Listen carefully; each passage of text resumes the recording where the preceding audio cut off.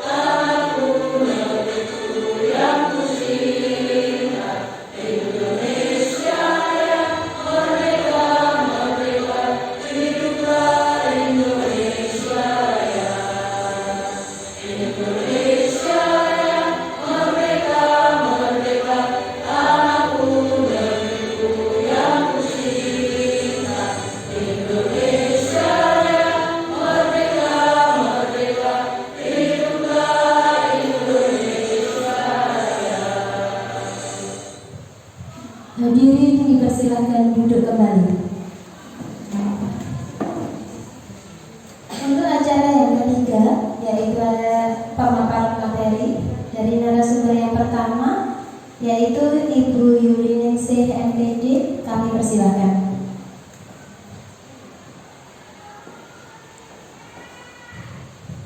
Baik, terima kasih atas waktunya. Sebelumnya, Assalamualaikum warahmatullahi wabarakatuh. Waalaikumsalam warahmatullahi wabarakatuh.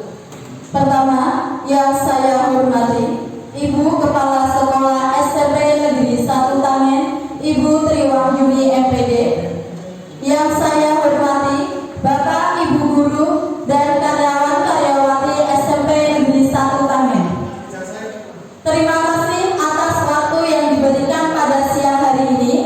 Saya di sini akan mempresentasikan tentang diseminasi pemahaman dan penerapan pengalaman budaya positif yang merupakan tugas aksi nyata saya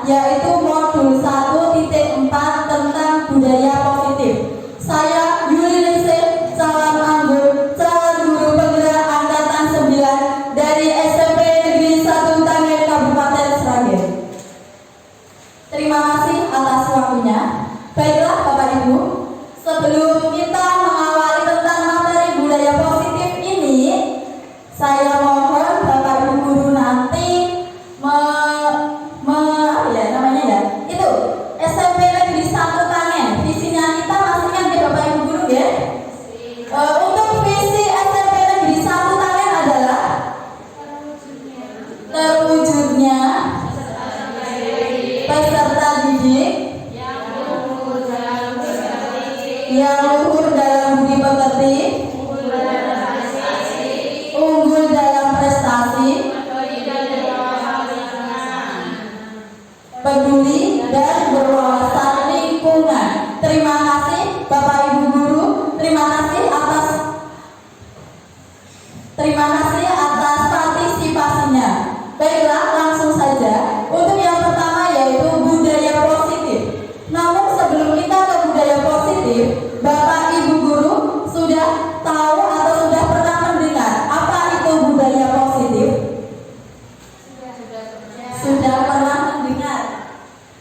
Mbak Endri, Bu Endri, apa itu budaya positif? Iya, terima kasih atas waktunya Ibu Yuli. Sepengalaman saya, budaya positif adalah suatu kebajikan atau kebiasaan yang positif yang harus kita tanamkan untuk diri kita sendiri maupun untuk peserta didik nantinya yang akan berguna untuk kehidupan sehari-hari bagi peserta didik. Seperti itu, Bu. Ya, terima kasih ya. Luar biasa, kita berikan tepuk tangan untuk Bu Endri. Mungkin ada lagi pemahaman tentang budaya positif selain dari Ibu Endri? Ada lagi?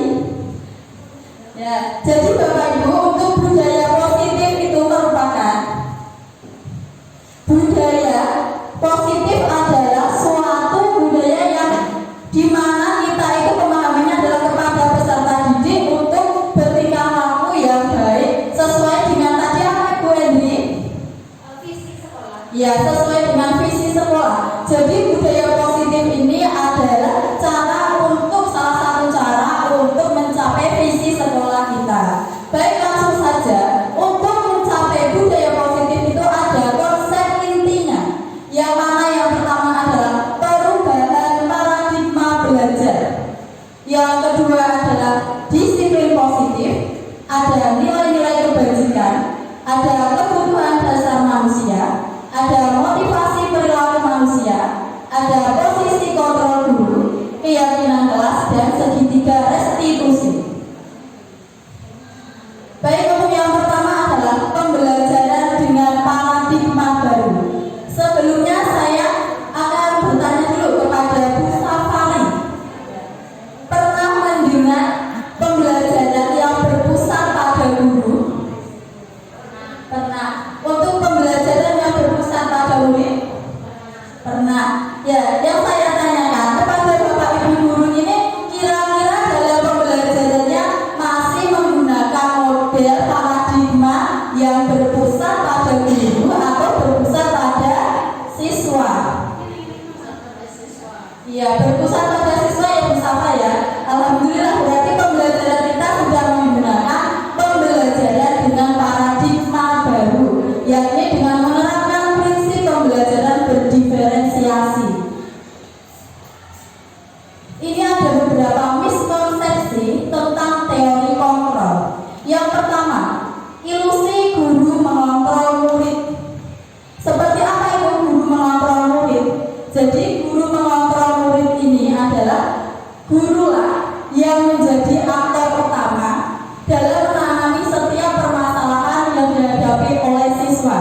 Ini merupakan salah satu dari miskonsepsi tentang teori kontrol. Yang kedua, ilusi bahwa semua penguatan positif, efektif, dan bermanfaat. Yang ketiga, ilusi bahwa kritik dan membuat rasa bersalah mampu menguatkan karakter.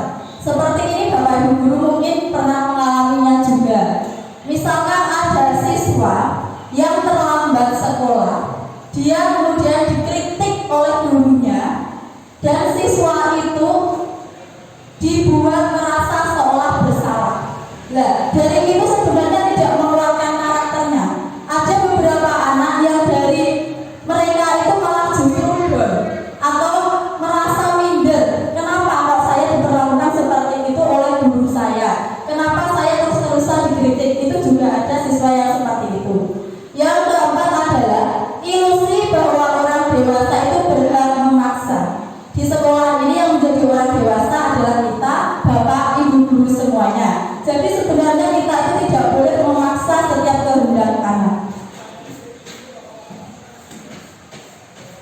Selanjutnya tadi ya, disiplin positif adalah ya salah satu cara penerapan disiplin yang bertujuan untuk menumbuhkan kesadaran serta memberdayakan peserta didik tanpa imbalan penghargaan atau reward, ancaman atau hukuman.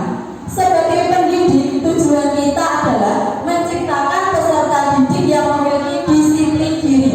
Jadi maksud dari disiplin diri ini adalah disiplin yang muncul dari dalam diri peserta didik itu sendiri, Bapak Ibu guru. Menurut Bapak Ibu guru, pernahkah Bapak Ibu guru memberikan reward atau mungkin pujian atau hadiah kepada peserta didiknya? Pernah, sering. Menurut Bapak Ibu guru, itu adalah hal yang positif atau tidak? Positif. Akan tetapi terkadang juga ada anak yang begini, saya melakukan itu hanya untuk mendapatkan reward saja. Jadi kalau tidak ada reward, saya tidak mau melaksanakan hal tersebut. Nah, sebenarnya penghargaan itu tidak perlu kita wujudkan ya, tidak perlu kita wujudkan dalam bentuk imbalan. Selain itu, ancaman atau hukuman juga tidak boleh. Misalkan seperti ini, kowe nek orang garap tugasku, kalau kamu tidak mengerjakan tugas, kamu tidak akan naik kelas. Itu adalah suatu ancaman.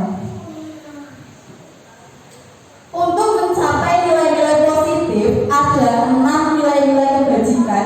Yang mana nilai kebajikan ini adalah nilai yang disepakati bersama, lepas dari suku bangsa, agama, bahasa, maupun latar belakangnya. Keenam ini adalah sebenarnya nilai profil pelajar Pancasila. Yang pertama yakni beriman dan bertakwa pada Tuhan Yang Maha Esa dan berakhlak mulia. Yang kedua, berkebinekaan global. Yang ketiga, gotong royong. Yang keempat, mandiri. Yang kelima, kreatif. Dan yang keenam adalah bernalar kritis. Sebenarnya kita sebagai manusia itu memiliki kebutuhan dasar, Bapak Ibu. Kebutuhan dasar itu adalah kebutuhan yang ada pada diri kita untuk mendapatkan apa yang ingin kita peroleh, apa yang kita inginkan. Jadi seluruh tindakan yang kita lakukan itu pasti memiliki tujuan tertentu, memiliki tujuan atau memiliki alasan tertentu. Contohnya seperti ini, ketika ada anak yang tidur di dalam kelas, itu tanpa sadar pasti dipanggil oleh bu guru atau pak guru yang mengajar di kelas itu. Ada juga pak ibu guru itu yang langsung ngomong, kamu kok tidur di kelas, tidak memperhatikan jam pelajaran saya. Tetapi ada juga bapak ibu guru yang masih sabar sarai dengan bertanya, Mas, kenapa kamu kok tidur di kelas? Pasti ada penyebabnya, anak tidur di kelas itu. Jadi tidak hanya anak itu melakukan tidur di kelas, merta-merta pengen tidur seperti itu. Oke, untuk selanjutnya. Nah, inilah 5 kebutuhan dasar manusia. Yang pertama adalah bertahan hidup. Kita pasti membutuhkan makanan, pakaian, tempat tinggal, keamanan, dan kesehatan.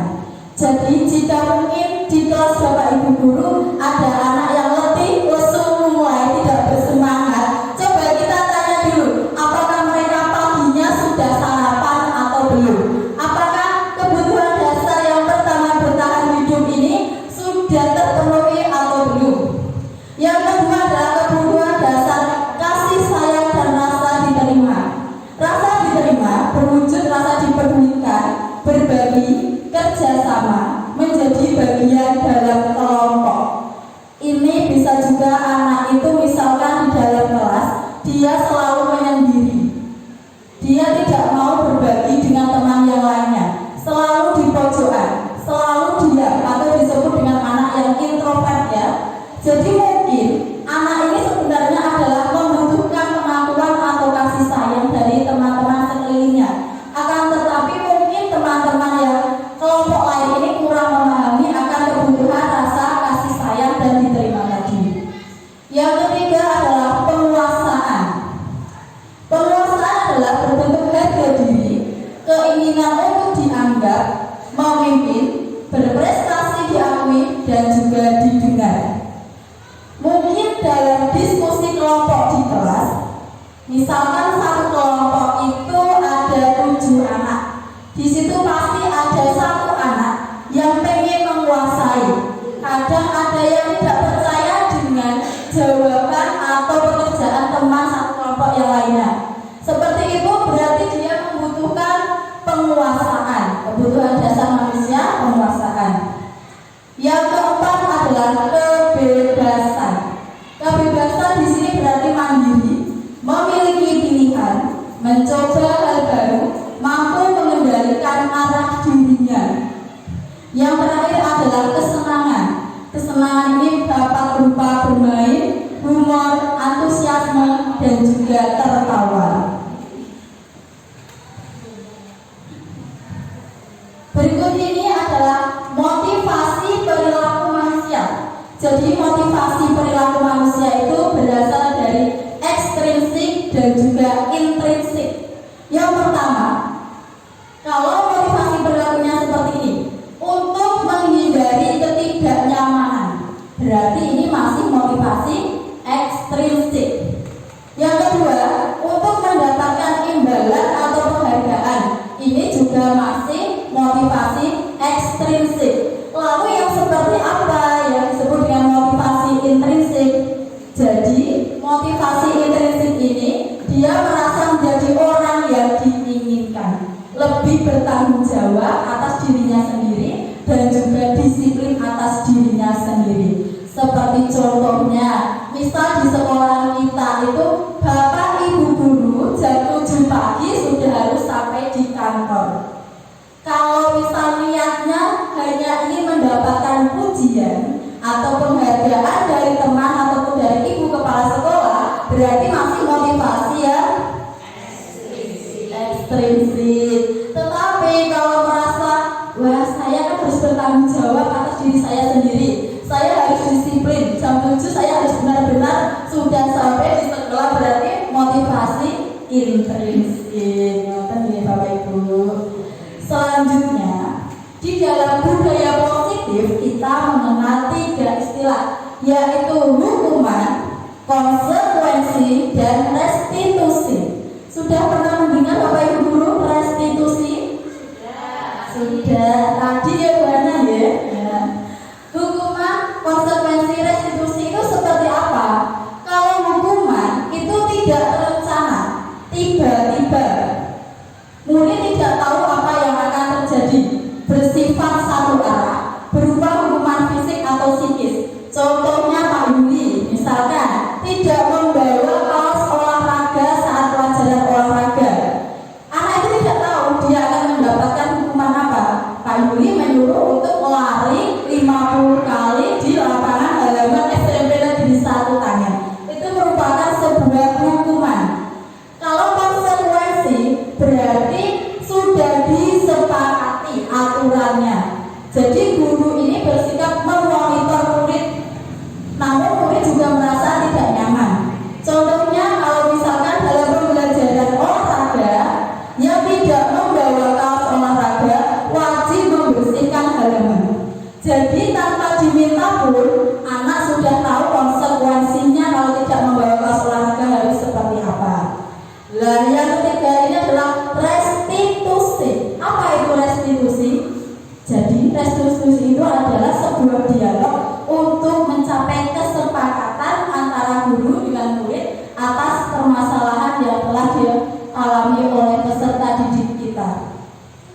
Kalau Bapak Ibu guru saat pembelajaran kira-kira lebih sering yang mana ya? Hukuman, konsekuensi atau restitusi?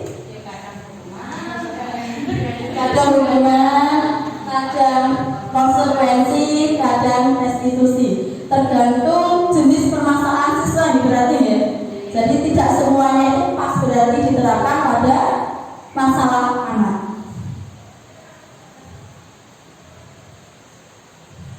Ini Bapak Ibu guru, ternyata kita sebagai guru itu memiliki 5 posisi kontrol. Tanpa sering kita sadari, kita pernah menjadi seorang penghukum, kita menjadi pembuat rasa bersalah, kita kita bisa menjadi teman, kita bisa menjadi pemantau, dan yang terakhir kita juga bisa menjadi seorang manajer untuk murid kita. Yang seperti apa? Misalkan yang penghukum tadi, misalkan ada anak yang tidak mengumpulkan tugas, langsung diberi hukuman, digandakan tugasnya menjadi 20 kali. Itu adalah suatu hukuman. Ada juga yang membuat rasa bersalah seperti ini. Ayo Tona, dikerjakan tugasnya. Apa kalian gak kasihan sama ibu? Ya, seperti itu membuat seolah-olah anak itu bersalah. Yang ketiga adalah sebagai teman. Jadi mungkin kita bisa obrolan santai ya, santai dengan anak seolah anak itu adalah teman kita, peserta didik itu adalah teman kita. Dari ngopo kok orang gak ada tugas, kenapa nggak kamu kerjakan? Ayo dikerjakan, ibu bantu. Itu adalah posisi sebagai teman. Ada juga sebagai pemantau, yang mana sebagai pemantau ini adalah selain dia penghukum, sebagai teman dia juga memantau keadaan perilaku peserta didik. Dan yang terakhir adalah sebagai manajer. Sebagai manajer ini adalah posisi kontrol yang paling disarankan kepada bapak ibu guru ketika menghadapi permasalahan dengan siswanya. Awalnya siswa dipanggil, diajak ngobrol dulu. Kesalahan apa yang sudah pernah kamu buat? Misalkan seperti itu. Saya pernah melakukan ini, tidak mengerjakan tugas. Terus ditanya lagi, apakah perbuatan kamu itu baik, tidak menyimpang? Lalu dijawab, menyimpang bu. Terus kemudian anak diberikan keleluasaan untuk memecahkan masalahnya sendiri, mencari solusi atas permasalahan sendiri. Seperti ini. Kalau kamu melanggar itu, lalu apa yang akan kamu lakukan supaya kamu itu mau menentukan tugas tepat waktu? Lalu jika kamu tidak menentukan tugas tepat waktu, bagaimana? Nah, seperti itulah yang disebut dengan manajer. Jadi lebih tenang, sabar, dan santai. Dicari dulu permasalahannya, kemudian dipecahkan solusi permasalahannya. Ini yang sering terjadi di sekolah kita ya Bapak Ibu Guru ya. Saya pernah mendapati kasus ini. Siswa tidak memakai atribut lengkap saat upacara bendera. Masih ditemui di sekolah kita? Masih. Yang pertama, posisi guru sebagai penghukum. Hormat kepada bendera selama 1 jam dengan nada yang tinggi, biasanya penghukum itu.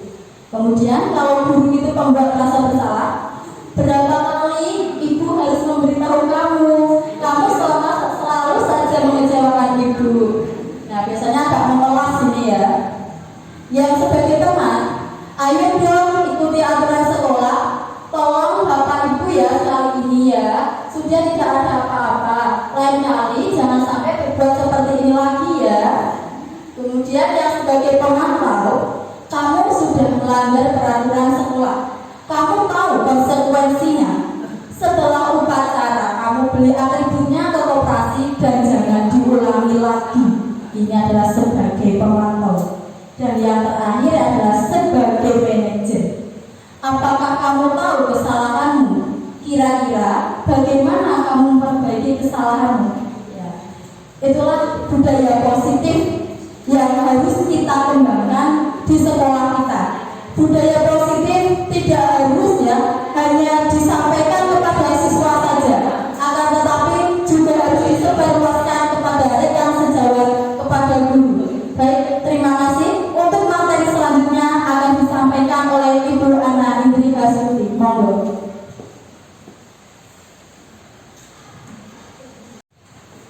Terima kasih. Mungkin kita lanjutkan, tapi saya tidak usah kenalan. Karena ini teman-teman semua sudah pada kenal semua. Kayaknya pada ngantuk-ngantuk semua. Sebelum masuk ke materi, berdiri semua, Bapak Ibu. Kita nyanyi-nyanyi bersama, oke? Nah, thank you. Mungkin Bapak Ibu pernah lihat kan? Buka tutup, bertepuk tangan, hai hai. Buka tutup, bertepuk tangan, hai hai. Dikulum-kulum,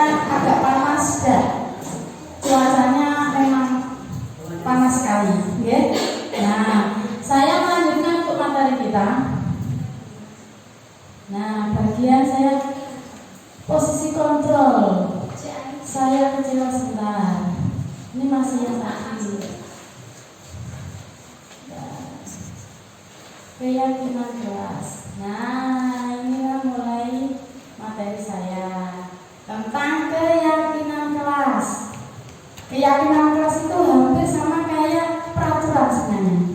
Tapi kalau peraturan di sini kan kalau kita tahu tidak boleh gitu ya. Kalau keyakinan kita balik. Apa? Maka kalimat yang jadi kalimat yang positif. Salah satu contoh. Kalau di peraturan kita tidak boleh datang terlambat, gitu ya. Tidak boleh memakai sepatu warna putih. Kalau yang jadi positif berbeda. Seperti apa ya kira-kira? Mungkin seperti ini Bu.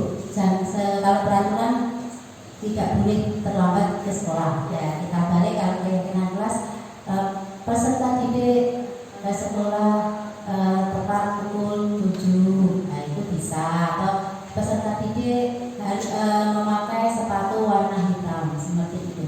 Itu Bu Ena? Iya. Terima kasih, kita terus dulu dari bersama. Memang betul seperti itu. Jadi nanti kalau keyakinan kelas itu kita buat itu kesepakatan dengan siswa kita. Pengen kelas kita itu menjadi seperti apa? Nah, jadi keyakinan bersifat abstrak berupa pernyataan yang universal ini bisa jenengan baca semua ini. Nah, ini. Nah, contohnya satu aja. Kalau tadi tidak boleh datang terlambat, kalau positif mudah. Datang tepat waktu. Kalau bisa membuat keyakinan kelas itu jangan terlalu panjang-panjang. Yang mudah-mudah singkat bisa diterima, bisa setiap hari dipahami, dihafal, dipahami di sini bisa dilaksanakan. Itu salah satu contoh. Mungkin lagi disiplin dalam mengerjakan tugas, disiplin dalam mengikuti pelajaran. Contoh-contoh seperti itu keyakinan kelas. Jadi nanti bisa Bapak Ibu aplikasi bisa. Karena mungkin setiap kelas itu akan mempunyai keyakinan yang berbeda. Keyakinan pun juga bisa berubah sesuai keinginan. Apakah harus berlaku 1 tahun? Tidak. Dalam satu semester itu ada yang tidak cocok dirubah boleh. Yang penting kesepakatan kelas. Gitu ya? Itu yang masuk keyakinan kelas. Nah kemudian tadi segitiga restitusi itu sebenarnya kita membantu anak-anak yang mempunyai masalah. Ada berapa di situ? Ada 3. Yang pertama apa ini? Ini validasi tindakan yang salah. Salah. Yang pertama ini dulu menstabilkan identitas, kemudian validasi tindakan yang salah, yang terakhir menanyakan keyakinan. Jadi menstabilkan itu bagaimana? Kita cari benar atau tidak masalah yang beda. Anak-anak itu kita misalkan ada yang punya masalah, bisa kita tidak langsung mendukung di situ, kita just di situ, jangan nanti merusak mental dia. Padahal anak-anak yang bermasalah itu harus kita dampingi, nanti biar dia kembali lagi ke kelompoknya itu dengan rasa percaya diri, kayak dia tidak punya masalah. Jadi tidak langsung dihukum. Walaupun sebenarnya itu sulit ya Bapak Ibu, sulit seperti yang Pastor katakan kemarin. Mendidik tidak bisa mendadak, butuh proses, butuh kesabaran. Orang langsung balik tangan, saya kira bodoh, saya tidak pintar, tidak semudah itu. Ini kesalahan saya langsung benar, ya memang tidak, butuh proses. Dan itu kesabaran kita dituntut di situ untuk membimbing anak-anak menjadi lebih baik. Nah, contohnya menstabilkan identitas, kemudian validasi tindakan salah. Kita validkan dulu, benar apa tidak? Cari pembenaran dulu. Jadi kita tanya dulu anak-anak. Jadi mungkin kita tidak tahu permasalahan langsung ya. Ada laporan ya dari siswa melaporkan kita. Jadi kita cari dulu, kita tanya dulu. Kita tidak langsung nanti anak itu salah, tidak. Pasti sesuatu itu dilakukan pasti mempunyai alasan. Kita tidak tahu alasannya apa, cari dulu. Nah, cari dulu tindakan apa dia salah. Kita akan membantu dia menyadari kesalahan. Kemudian yang terakhir menanyakan keyakinan. Dia nanti akan melanggar, kalau masalah mesti melanggar suatu keyakinan kelas tadi. Apa yang dia langgar? Jadi intinya gini, dia menyadari kesalahan. Kemudian kita menuntut dia untuk memecahkan masalahnya agar besok tidak terulang kembali. Intinya kan itu. Memang suatu anak anak itu mungkin masalahnya tidak di sekolah ya, mungkin dengan di rumah. Anak-anak yang Bapak Ibu pernah lihat anak-anak yang caper,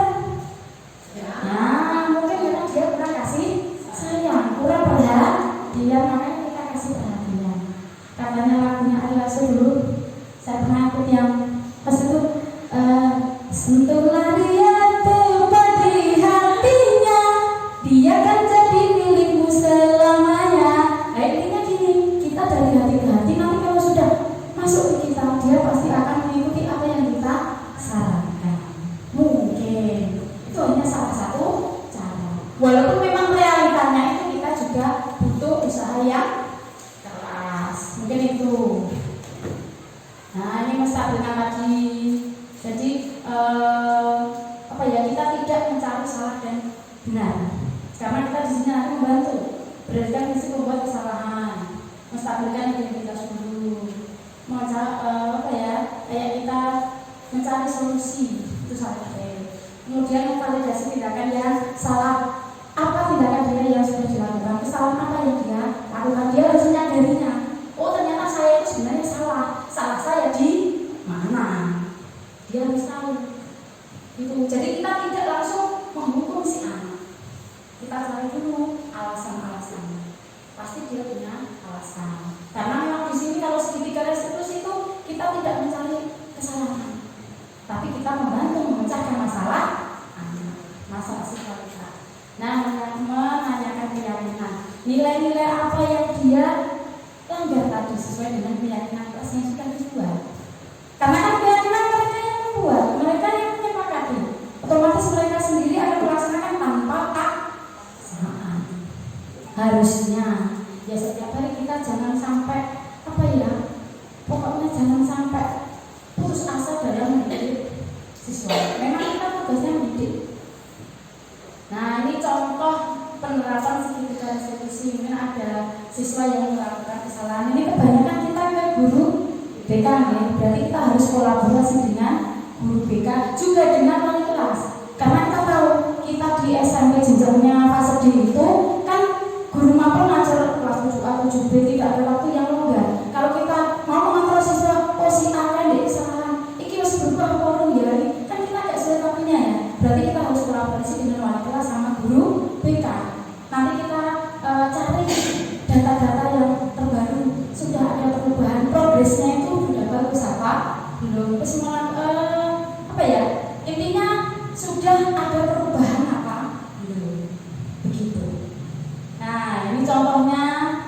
Nah, ini juga karena ini kemarin satu anak dia tidak mengerjakan PR saya. Pas saya tanya kenapa, ternyata dia mengikuti pengajian di rumah. Gitu. Coba ini ada bisa nggak ya?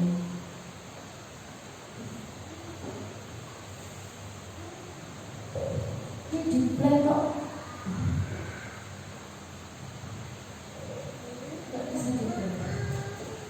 Jadi ini hanya contoh saja. Jadi ternyata dia melakukan kesalahan pun tidak melakukan yang kegiatan yang negatif.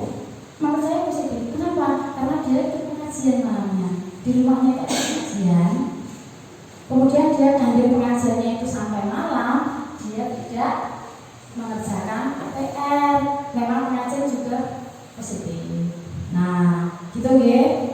Nah, itu tentang penerapan segitiga restitusi dalam memecahkan masalah siswa. Monggo Bapak Ibu ada yang mau tanya, tanggapan, masukan atau apa, monggo. Saya kasih waktu, silakan. Satu atau dua.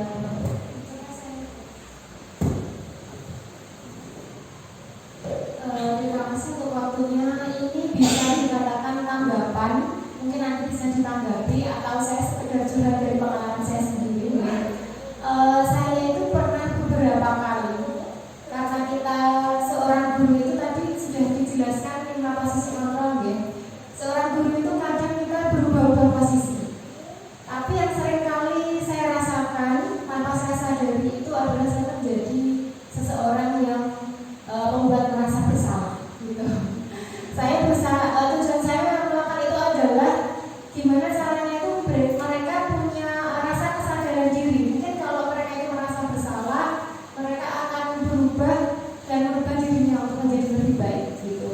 Terus kemudian untuk yang restitusi, saya pernah menerapkan restitusi itu beberapa kali, tapi ternyata anak tersebut itu masih mengulangi kesalahan yang sama. Seperti itu, waktu itu ada beberapa anak yang masuk kelas itu terlambat dan saya mencoba untuk melakukan restitusi pada mereka. Apakah ada perubahan setelah restitusi itu? Ternyata tidak. Setelah beberapa hari pelajaran saya itu masuk kelas juga terlambat, Bu. Mungkin bisa diberikan masukan saya setelah tindakan beberapa kali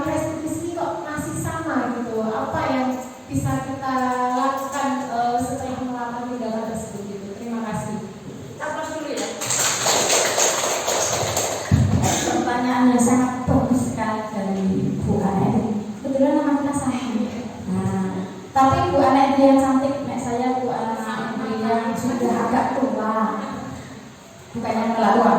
Terima kasih. Untuk yang pertama saya tanggapi, untuk yang posisinya sebagai pembuat rasa bersalah. Kalau kemarin sudah ikut terapkan, nah kira-kira progresnya anak-anak sudah seperti apa dulu? Yang ini yang merasa bersalah. Ya.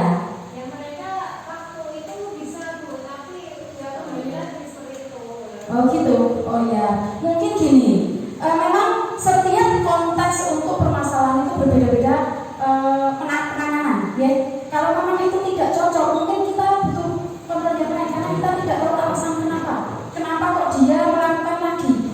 Berarti kalau menurut saya itu kita ganti yang sebagai manajer mungkin. Karena manajer itu tidak hanya dia hanya merasa bersalah, tapi kita harus intinya membimbing dia mencari solusi agar tidak terulang kembali. Jadi dia juga kesepakatan dengan kita. Contoh, misalkan yang terlambat, tadi terlambat gitu, terlambat. Kita tanya dulu terlambatnya karena apa? Mungkin dia membantu orang tuanya, karena kemarin juga saya seperti itu. Ternyata dia duitnya banyak. Di rumahku esok kan ngewangi ibu ewang se. Kemudian saya tanya, memang itu bagus membantu orang tua aja untuk anak. Akhirnya gini aja, kalau memang untuk membantu orang tua apa saja, mungkin nyapu, mungkin setrika, ada yang kegiatan itu bisa dilakukan di sore harinya, atau memang dia harus bangunnya lebih pagi lagi. Mungkin solusinya seperti itu. Jadi anak-anak ditambah dikasih bagaimana cara memecahkan. Mungkin seperti itu nih. Nah, mungkin ada yang kedua tadi untuk yang penerapan segitiga restitusi. Nah, untuk yang restitusi tadi contohnya seperti saya itu kasusnya ya. terlambat masuk ke kelas. Nah, berulang. Itu agak males untuk pembelajaran itu kan saya Oh ya, itu mungkin kita harus tahu profil siswa juga. Karena apa? Ternyata budaya positif yang di rumah itu sangat berpengaruh dengan budaya positif yang di sekolah. Karena kita tahu anak-anak mungkin dia terlambat karena apa? Kalau karena melu kocoknya misalkan. Oh, atau karena dia ikut teman dijak kiri mergonya menurut motornya. Jadi memang kita juga harus tahu alasannya dulu kenapa. Nanti kita juga harus cari solusi apa yang harus dikerjakan. Seperti yang kita cari alasan, kita mencari kesepakatan bersama untuk solusi, tapi juga tidak memberatkan si anak, agar anak itu juga bisa mengerjakannya dengan baik. Mungkin ya seperti itu. Terima kasih. Mungkin ada lagi? Oh ya, terima kasih. Monggo silakan Pak Sen. Assalamualaikum warahmatullahi wabarakatuh. Untuk di sekolah kita mungkin ini apa ya? Untuk hukuman atau kesepakatan ataupun restitusi. Sebelum saya tutup, monggo nanti ada dua ibu atau bapak guru untuk mewakili refleksi buat saya. Terima kasih. Bisa ke depan. Terima kasih. Perkenalkan, nama saya Rina Widya Sumiti. Saya sedikit memberikan setelah refleksi dari apa yang dipaparkan Buana sama Bu. Ternyata setelah saya mengikuti ini tadi kan Bu Yuli menyampaikan tentang reward, terus hukuman. Berarti selama ini reward yang saya anggap bahwa reward itu sesuatu yang membuat siswa sesuatu yang itu sesuatu yang bagus, berdampak positif. Ternyata setelah dipaparkan oleh Bu Yuli, ternyata reward itu selamanya tidak menjadi sesuatu yang positif. Karena apa? Ada memberikan sesuatu dampak. Misalkan bagi anak yang kita kasih reward, ya mungkin dia akan merasa terbebani. Karena dampaknya salah satu seperti itu. Karena apa? Dia merasa, saya melakukan ini. Kalau saya tidak melakukan ini, berarti saya nanti tidak dapat reward. Gitu. Yang kedua, bagi anak yang tidak pernah mendapatkan reward, paling anak-anak itu aja, itu saja. Itu akan tambah membuat dia tidak percaya diri itu tentang diri, ternyata seperti itu. Kemudian untuk Bu Ana tentang segitiga restitusi, setelah saya mendengarkan pemahaman tadi, berarti selama ini saya merasa tindakan yang saya ambil masih kurang itu ya Bu ya. Kalau posisi kontrol itu kok kurang pas gitu. Ternyata kok saya rasa Hanya penghukumnya ya. ya itu kan Bu, ternyata Bu. Saya posisi kontrolnya kok banyak di penghukum ya. Ternyata. Tapi kalau selama ini berarti baru ini tadi saya terbuka, ternyata oh seperti ini paradigma barunya. Nah, dengan seperti ini apa yang dipaparkan oleh Bu Ana maupun Bu Yuli itu membawa dampak yang positif buat saya sendiri dan semoga ke Bapak Ibu yang lain dan memberikan pencerahan kepada kami. Dan kedepannya juga supaya apa yang telah dipaparkan oleh Bu Ana sama Bu Yuli bisa membawa dampak positif bagi perubahan di sekolah kita. Dan kita dapat melaksanakan ya kita di posisi kontrol sebagai manajer ya. Dan kita tidak perlu langsung menjudge anak ya kamu salah seperti ini. Ternyata seperti itu. Terima kasih atas pemaparannya. Semoga ini bermanfaat bagi kita semua. Demikian dari saya. Akhiri. Assalamualaikum warahmatullahi wabarakatuh. Terima kasih sekali masukannya untuk kita semua ya. Nah, berarti ke depan lebih baik. Mungkin ada lagi, satu lagi. Ada Bu Erina. Oh, monggo. Depan sini. Ini kita sama kembar beda Bapak. Kembar siap. Ya, terima kasih atas waktunya.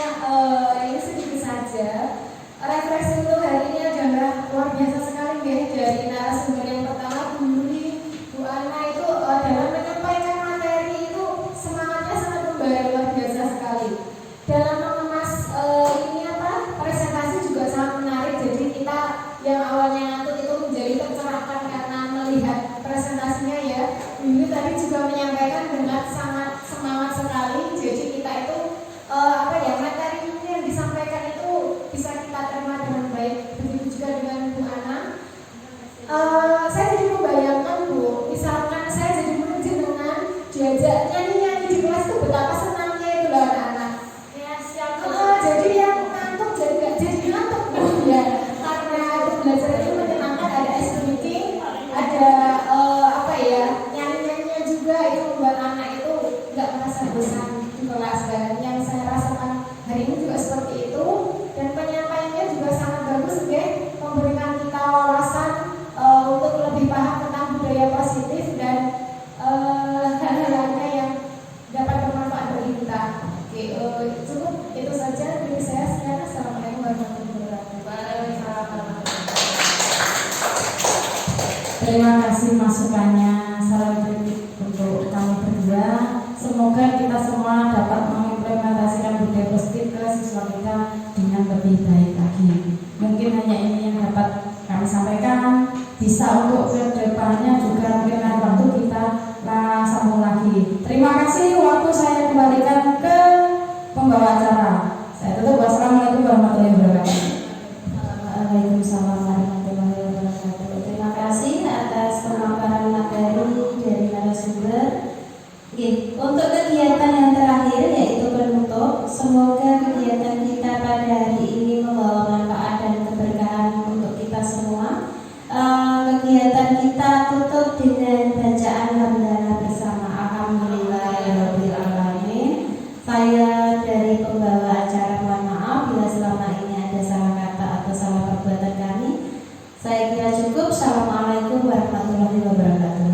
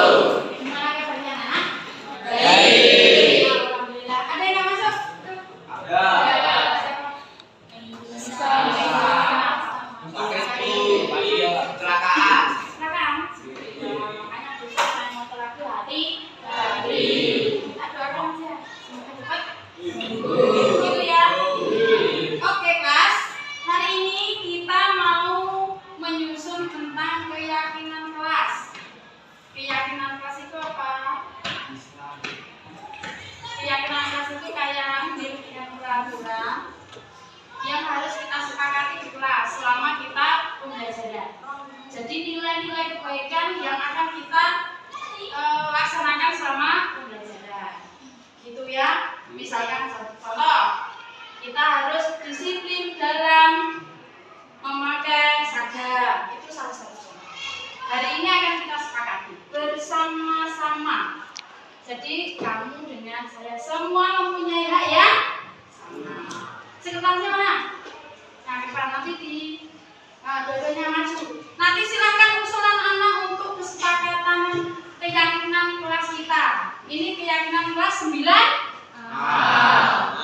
Yang satu nanti nulis di kertas plano, yang satu di situ. Tulis dulu.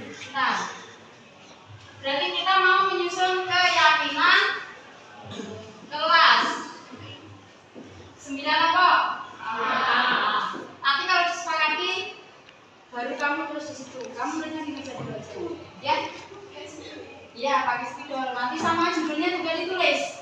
Nanti kalau sudah selesai disepakati, berarti yang di kertas plano akan kita tempel di sebelah yang kira-kira anak-anak itu melihat setiap hari karena akan kita laksanakan. Nah, sekarang semua boleh pada usul. Kira-kira keyakinan kelas apa yang untuk pembelajaran kita selama di kelas 9A? Silakan usul, siapa yang usul? Ayo. Apa? Datang tepat waktu. Datang tepat waktu. Kira-kira disepakati tidak? Sepakati. Ya, tidak ada paksaan. Ingat-ingat, harus dari hatinya. Ya, satu datang tepat waktu kita sepakati. Dia? Oke. Yang kedua, ayo silakan. Tiket datang lebih awal. Oh, bagus sekali. Tiket datang lebih awal. Ayo ingat-ingat. Hari ini tadi yang tiket datangnya tidak awal siapa? Semuanya. Siapa? Siapa yang datangnya tidak awal? Kamu. Iya. Lebih awal. Tiket datang lebih awal. Sepakat ya? Kita sepakati? Ya. Oke, kelas. Ada lagi, ayo silakan. Apa usulnya? Jangan laki-laki. Ayo. Silakan usul. Ayo. Apa usulnya? Ada lagi apa ada? Kira-kira. Apa?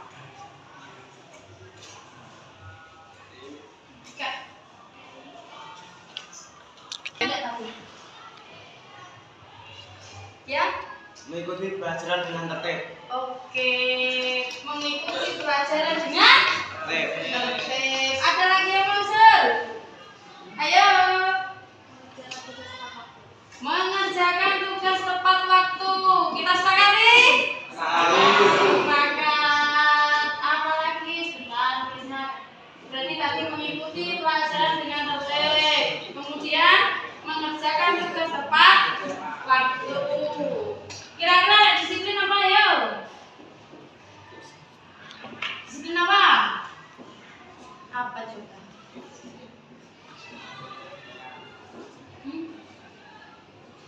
Kira-kira apa?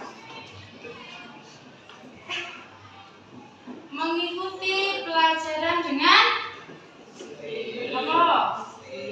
Dengan disiplin. Apalagi kira-kira menjaga kebersihan kelas.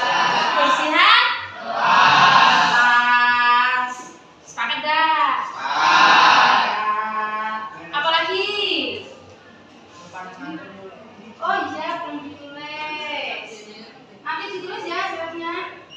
Nah, datang tepat waktu, tiket datang lebih awal, mengikuti pelajaran dengan tertib, mengerjakan tugas tepat waktu, menjaga kebersihan. Apalagi? Kira-kira yang ada di pikirannya anak-anak, biar tugasnya betul sekali, menghargai guru saat kelas saja atau saat mengajar. Dan saya main HP, bagaimana kira-kira HP-nya?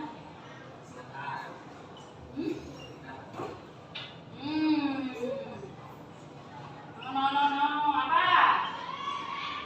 Menggunakan HP? Kapan?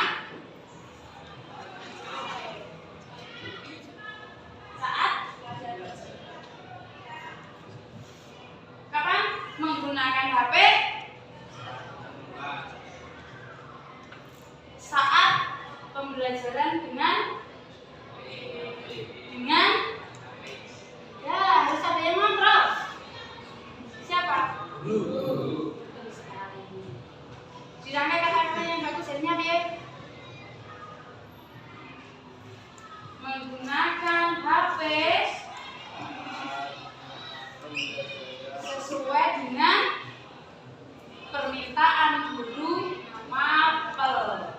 Jadi kalau Bapak Ibu tidak meminta, kamu tidak memakai HP. Paham? Nah, jadi menggunakan HP saat permintaan guru mapel. Apalagi? Betul sekali. Berpakaian rapi dan atributnya lengkap. Apalagi? Bagaimana pada saat ini mengajukan pendapat, menghargai pendapat teman atau orang lain. Pilih teman atau orang lain? Teman. Biar kita kelihatan satu keluarga ya. Nah, berarti menghargai pendapat teman yang ke-9. Biar genap 10 sekarang. Satu lagi. Apa? Apa? Ada apa? Ya Mas. Mematikan lampu atau dipasangkan saat itu digunakan. Yang bagi kita terus dulu.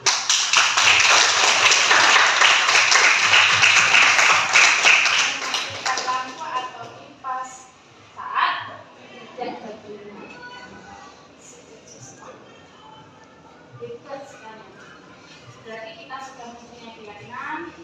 Kita akan melaksanakan keyakinan itu sesuai dengan kesepakatan kamu. Silakan ini mari ya. Satu, datang tepat waktu. Sepakat ya? Yang kedua, piket datang lebih. Yang ketiga, oke. Yang keempat, mengerjakan tugas tepat waktu. Kemudian yang kelima, menjaga kebersihan kelas. Yang keenam, menghargai guru saat belajar. Yang tujuh, menggunakan HP sesuai peraturan guru mapel. 8, berpakaian rapi dan lengkap. 9, menghargai pendapat teman. Yang terakhir belum itu tadi, masih yang tadi. Siapa namanya? Lupa. Raffi. Yang 10 tadi apa yang terakhir? Mematikan? Oh iya, mematikan lampu dan kipas saat apa? Betul sekali. Nah, kita sudah sepakati keyakinan kelas kita. Jadi semoga nanti kita semua akan menjalankan pembelajaran, mengikuti pembelajaran dengan aman dan nyaman sesuai dengan keyakinan kelas yang kita sepakati hari ini. Nanti ditulis di kelas kalinya sudah selesai? Oh ya, dilanjutkan. Nanti akan ditandatangani ketua kelas dan sekretarisnya. Itu menandakan bahwa keyakinan kelas kita sepakati bersama. Nanti ditempel. Enaknya ditempel sebelah mana? Biar kita setiap hari itu melihat sebelah sini atau sebelah sini atau sebelah sini. Sepakatnya ditempel sebelah mana? Kayaknya sana sudah penuh. Ini ya? Atau yang tembok dari sini atau di pintu ini aja? Nah, di pintu ya. Biar nanti setiap anak-anak masuk kelas akan lihat, oh iya saya harus tertib. Oh iya saya harus. Tuh. Gitu ya? Nah, kita tunggu dulu. Kamu nak nyopeng jangan fokus ke saya, Tok. Oke, kelas. Sudah keyakinan kelas kita sudah kita susun. Karena sudah kita sepakati, tolong sekretaris sama ketuanya maju ke depan untuk tanda tangan. Ya? Karena ini kesepakatan. Ayo. Sini.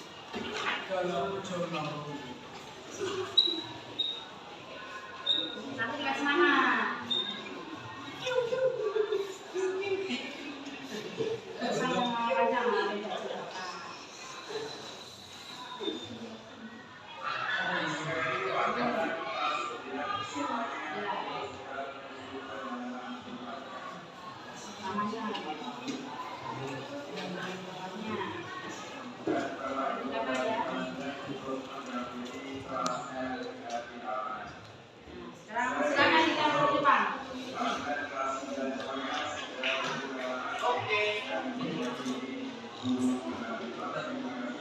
Kita tempel di depan, yang kelihatan, yang sering anak-anak lihat, apalagi ketika masuk kelas.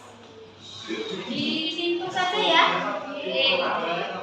Nanti sewaktu-waktu keyakinan kelas bisa berubah.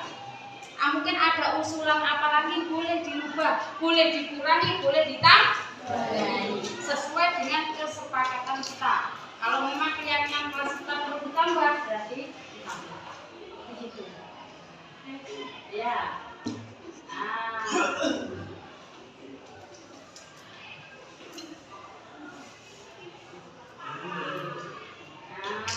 Sudah selesai, kita pause dulu.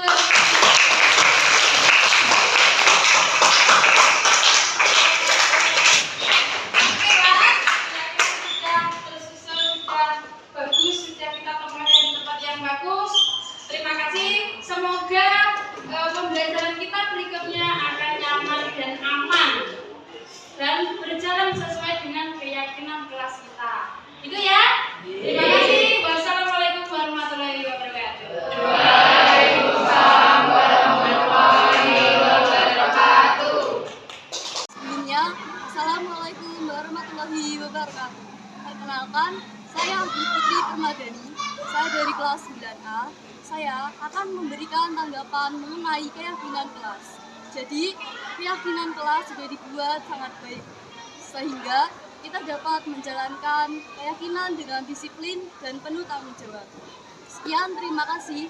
Wassalamualaikum warahmatullahi wabarakatuh. Selamat pagi. Sebelumnya, perkenalkan nama saya Akanasya Kristianisa Naila. Di sini saya akan memberi tanggapan terhadap keyakinan yang sudah disepakati. Menurut saya, keyakinan yang sudah disepakati tadi sudah sangat baik untuk kelas 9A. Dan keyakinan itu sudah dibuat bersama-sama dan tanpa ada paksaan. Sekian dari saya, terima kasih.